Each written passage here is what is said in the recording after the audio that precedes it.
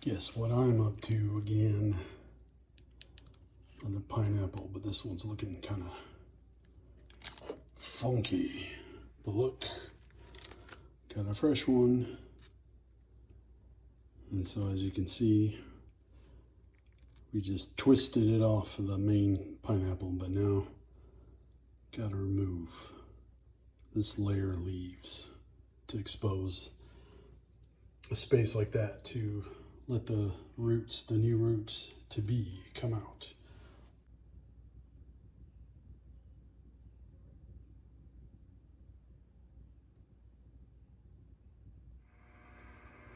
It might actually be making roots. See these light spots? Those could be roots. They appear as like white dots all along those striations, and then poof, long flowing roots will appear.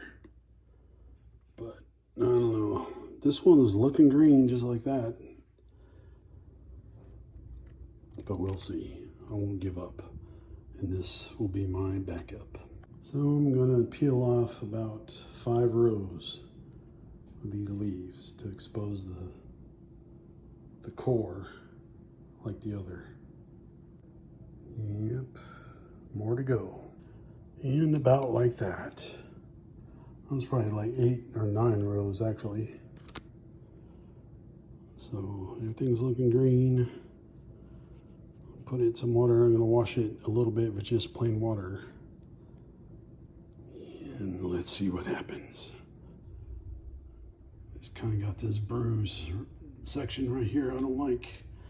That's probably gonna get fungus before anything else, but what the heck.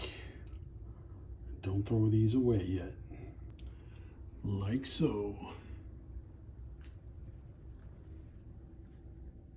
And if it gets funky, it'll start to get cloudy and kind of slimy. I'll just take it out and wash it. So I'll mark the calendar. Last time it seemed to take a pretty long time, like a month or so, to get roots. So we'll see.